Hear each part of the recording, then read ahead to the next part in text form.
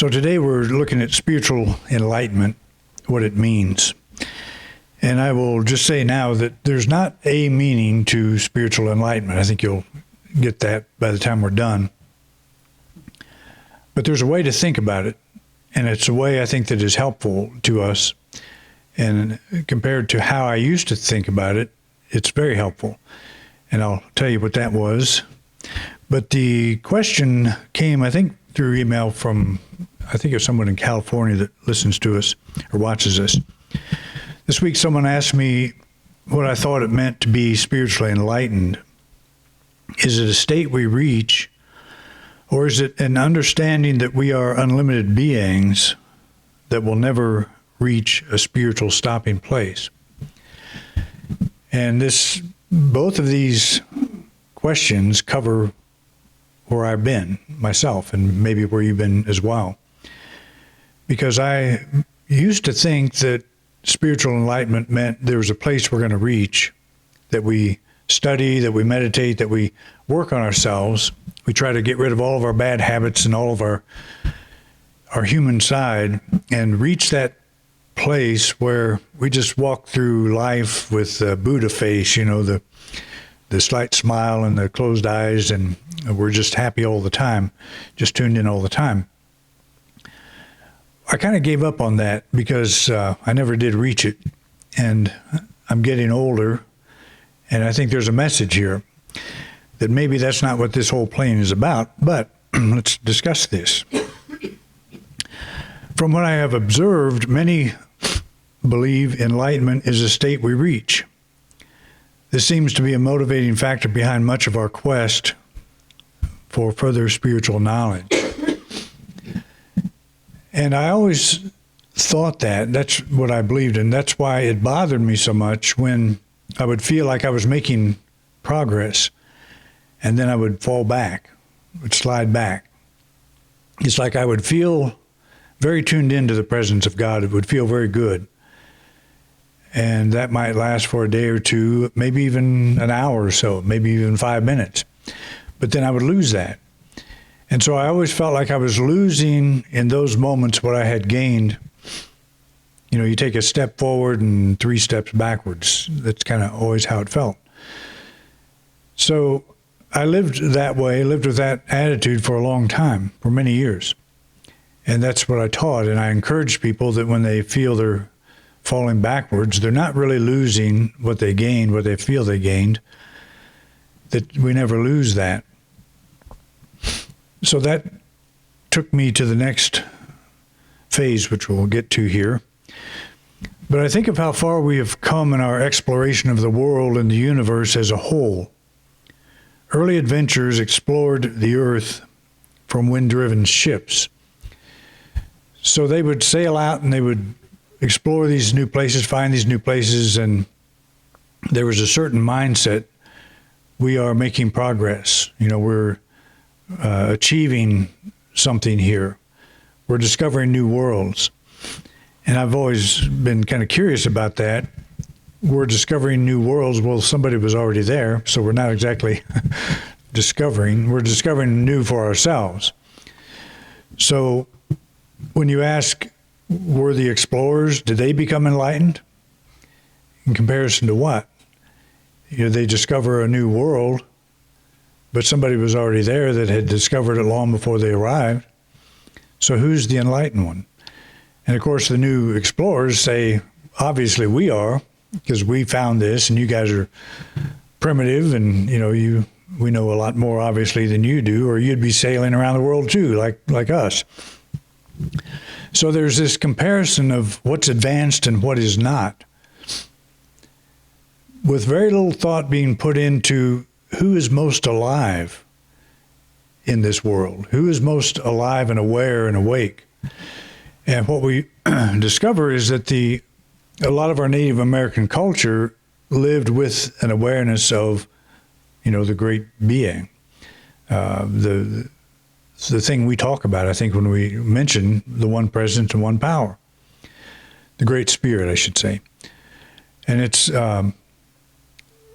there's always been this feeling that, see, that's the Western mindset, is to become more, I must have more.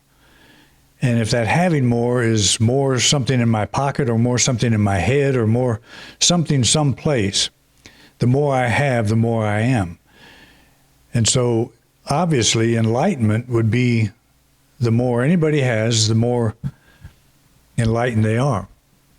And we have that feeling. I talked about that last week when we think of people in powerful positions, that we normally think of people in powerful positions, people with money, people who make decisions that affect the rest of us, politicians, people that are prominent, actors, Hollywood movie stars, people that are well-known. Fame is a part of that. But when we actually look at the character of such people that are in powerful positions, that's a completely different story. If somebody is in a position of power because they have to be, that means they themselves feel powerless, that they are not necessarily advanced. A person who has never been in any position could have a better self-image than some people that have it all, so to speak. And we also know, I think I mentioned a couple of weeks ago that I was reading an article about Silicon Valley, which is known for its wealth and power positions and all of the things we are aware of that it represents, that drug usage in that community is among the highest, which is really interesting. And what they think it is, the reason for it, a couple of reasons, is because of the stress of remaining in your position of power, of keeping it. Getting there in the first place, that's stressful. And then getting there, and then when you have so much wealth, you don't know what to do with it, you become bored. So here's a good alternative. Here's a way to shut that out. And that's all, medical people's speculation on why something like that would occur, but it's an interesting thing. It's not just rampant in ghettos, in areas we would normally think of. If people are living in a ghetto, they may be trying to escape that reality, that level of reality, so they turn to other things. They're in a position that is about as far from what we would consider a position of power as you can imagine. And that may weigh very heavy. But then there are others that are incredibly empowered, even in that position. Many years ago, we went to Detroit. When I was in ministerial school, we went there on a class trip to visit some of the churches. And some that we visited were very big. I spoke in one of them there in Detroit many years later. But the one that I was impressed with most was in the inner city. The minister was a black woman that described her ministry as, we would open church, a lot of times people would drag in with knife wounds or gunshot wounds or drugged out or whatever. I mean, a lot of problems. But of all the ministers I met up there, and I had never met this particular woman, it was like you could see her aura. She was so empowered by being in that position. It was super impressive to me. And it just made me kind of step back and think, we were trained to go out and build a big thing and get out of the inner city, get where there's wealth and people are well-to-do and moving forward and have good control of their lives. So that was an interesting lesson to me early. I don't want to go to the inner city and do that myself. But if you've been to the inner city of Detroit back in when we were there, that would have been 80, probably 1980, 79, 80. It was a war zone. It was scary. But I really appreciated her commitment to stepping in there. I'd consider her one of the most powerful ministers that we met. And her church was probably the poorest. She was probably, church-wise, struggling more than any. Anyway, it's just, that's relative is what I'm saying. So when we start putting labels like this on people, on ourselves, on the spiritual path, when we say, here's what it means for me to be successful, I think we often have to look at that. We often have to think, what does this mean? Is there a place I will reach where I will be considered enlightened and I can stop here? And I think the answer to that is no. So if these early explorers could see the technology we use today, they would probably consider us an enlightened people. From our point of view, there doesn't seem to be any signs of having reached a stopping place. I think most of us would agree that we're just getting started. And I am one that believes that, that we thought Hubble was wonderful, and it's just absolutely wonderful. But they're coming out with bigger and better space telescopes now. They've got them flying around up there, and it's just, we can't even imagine the levels that, in other words, does anybody think we're done with technology yet? Does anybody think we're done with space exploration, space travel? I think we probably all may have thought that when we landed on the moon. It's like, okay, we did that, and that's a pretty big deal. It is. But we're doing so much more than that now. And going back to the moon, to me, is not that interesting of a prospect unless it leads to something else. But the pictures they're sending back, from these space telescopes and stuff, to me it's just mind blowing that what we're seeing out there, and not just when they take a picture, they have to enhance it so we can see it properly in color and all of that. And even that technology, it's beyond anything we've even. I photograph, take pictures and stuff. I really love doing this, and the software that's available to fix pictures is incredible. But what NASA has and what all these other folks have is so far beyond anything that we could touch at home. But I don't think that's done at all. There's when you take a picture with a 35 millimeter camera, which are all pretty much digital these days, there is what is called noise in that. And what noise is all the little particles you see in the picture. Some of them are pretty fuzzy.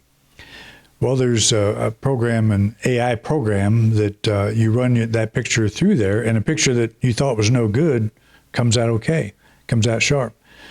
And when you work with photography for a while, and I'm totally amateur at this, but I'm completely amazed because I remember how long I would spend on a picture trying to fix that, trying to save the picture, and a lot of times I couldn't. But you run it through this program and it comes out. It's just like, wow. So, but they'll come out with something better, and this just keeps happening because we have this ability. We live in an infinite universe.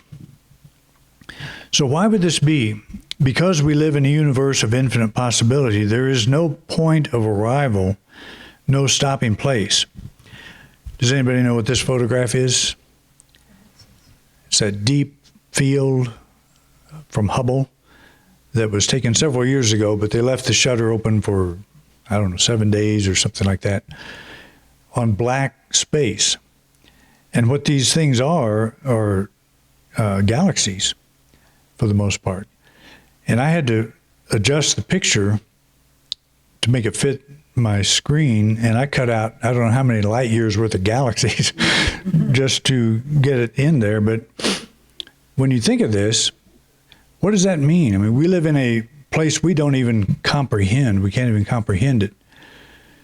And so how could we think that we're going to reach some place where our mind suddenly engulfs this infinite nature? In the early days of telescopes and space exploration, I'm talking about Galileo and it was believed that we could understand, in fact, much later on, that we could understand everything there was to understand about the universe. But what happens? The more we learn, the more questions we have. So I think we're all pretty comfortable with that we've seen out there far enough that we, and yet modern science will still say there's an edge out there someplace. The Big Bang, started going out, And there's a place out there where it ends, which is exactly why I think it's wrong and that they're going to come up with a better one than the Big Bang. And I have no idea because I'm not in that field. And if I was, I still probably would have no idea. But that's an explanation for what we think now, what the facts that we have on the table now. But I will be curious, even in the next 10 years, to see how they look at that whole thing. But I love this excerpt from Song to Myself by Walt Whitman. There is no stoppage, and never can be stoppage. If I, you, and the worlds, and all beneath or upon their surfaces were this moment reduced back to a pallid float, it would not avail in the long run. We should surely bring up again where we now stand, and surely go as much farther, and then farther and farther.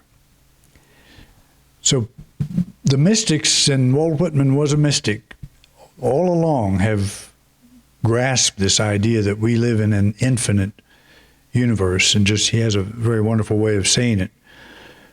But if you are holding this idea that you are going to reach a plateau, reach a place, I should say, because I think we do reach plateaus, but there's always another plateau. I think that's why God made the world round, because there's always another horizon. So you think, okay, I'm going to get to that horizon. I usually do this when we're going back to Missouri and by car. I'll try to guess how far the next horizon is. And I'll say that looks like about 7 miles. And so I'll watch and gauge it. It gets kind of boring out in the middle of Kansas, in case you didn't notice. But anyway, what happens when you reach that horizon? There's another one. So it's an endless game, that you can play all the way. You can really keep your mind occupied with unnecessary information if you want to. But it's better than just, zoning out in Kansas. But this is, to me, that's an interesting thought, that we live on this sphere where you reach horizons. We all reach spiritual plateaus, but there's always something more. There's always something beyond. And so that's kind of where I have come. Spiritual enlightenment, then, would be better described as a state of knowing there are no limits imposed on our being. As spiritual beings having a human experience, it is easy to forget that we are much more than the human side. Spiritual enlightenment is living from the awareness of this greater reality. So what practical value would something like this have? What it has had for me, what it has meant for me, is that I have stopped branding myself as a spiritual failure. And if you hold the thought that I have to reach something and I fail to do that, then we're putting something on ourselves that I think is simply not true. And anytime we fail to do something we think we should be doing, that's not a good feeling. It feels like we need to study harder, work harder, or whatever. But if we understand that, okay, we have these high moments, and we're going to have low moments. It doesn't matter how high the moments are. In fact, the higher the moments are, it seems like the lower the low moments are. And it feels like there's a feeling of failure attached to that. There can be a feeling of failure, or frustration, maybe I should say. But when I started looking at that differently and just saying, okay, I am a human being, and the time will come when I drop this human clothing, and I will have that awareness. I'll have that awareness permanently, because there will be nothing blocking it. And what blocks our spiritual awareness? It's the human side. If we are to get rid of that, we'd have to lose the body. And see, that's the other side of this picture that we have, is we may look to some of our Eastern religions where you see a guru meditating, in a cave someplace, and we would consider that, this person living in total awareness of the infinite universe. Well, why even come to Earth? Why even have a body if you come here to escape it? And I started realizing myself that's what's involved, is when I'm trying to still my mind to the point where the world disappears, well, why be in the world at all? So I open my eyes and there it is. I'm still here. Does that make me bad? Does that make me a spiritual failure because I'm in this world? Jesus talked about the disciples, his prayer for the disciples was to be in the world, but not of it, and to be kept from the evil one. And what is the evil one? In my thinking, the evil one is me thinking I have to be a certain place spiritually, because that has done more damage than anything. My own attitude, my own expectation, and inability to reach that level. So I am much better off staying off of that idea altogether. Does that mean that I stop working with these ideas, stop working with this whole thing? No, it doesn't. In fact, it makes me want to do it more. It makes me feel better about what I do with the whole thing. It makes me feel free to explore ideas in ways that I maybe couldn't before, because I was on a trajectory that said, you close your eyes, you open yourself to the infinite, and transcend the physical existence and all the problems with it that come with it. But I think as long as we're in this world, as long as we have a body, we're going to have body-based problems. It just makes sense. Maybe we are able to handle them better, and maybe some of these spiritual ideas help us do that. Hopefully they do. But do the problems go away? Mine have not yet. I was concerned last week, in fact, about getting through this whole permit process. The contractor was very good about going over with me all the bad things that could happen.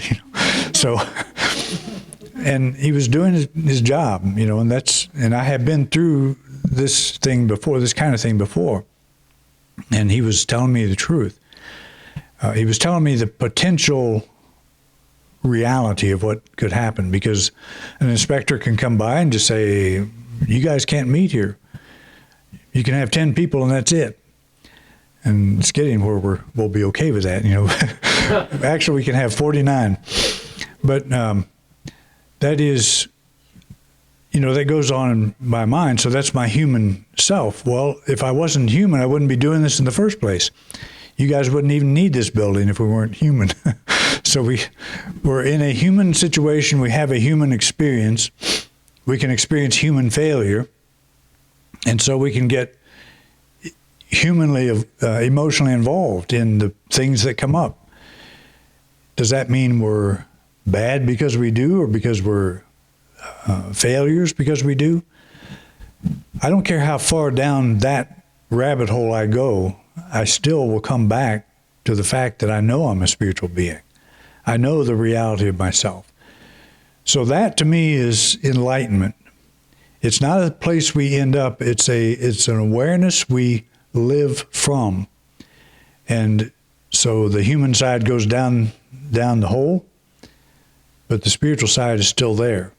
Knowing that, to me, is spiritual enlightenment. And that may not be the same definition you would come up with, but it gives us the freedom to be human. You can't make such a horrific mistake as a human being that you're going to wind up in eternal hell. And I know you'll hear that message. You won't hear that message anywhere but here, probably.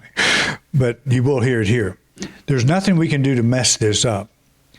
And if I was a spiritual being sitting in the judgment seat watching all of you humans run around doing your thing, I would be amazed that you do as good as you do. That all of us do as good as we do, considering that our spiritual eyes are almost 99.9% shut because we inhabit a body.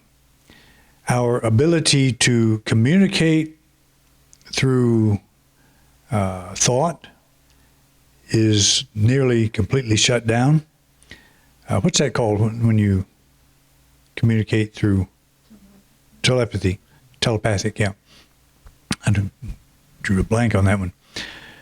But when a person steps out of their body in the near-death experience, that's the only way they communicate. It's instant. There's no question about what do you mean. I got it directly. But when you're in your body, I may not know what you're thinking.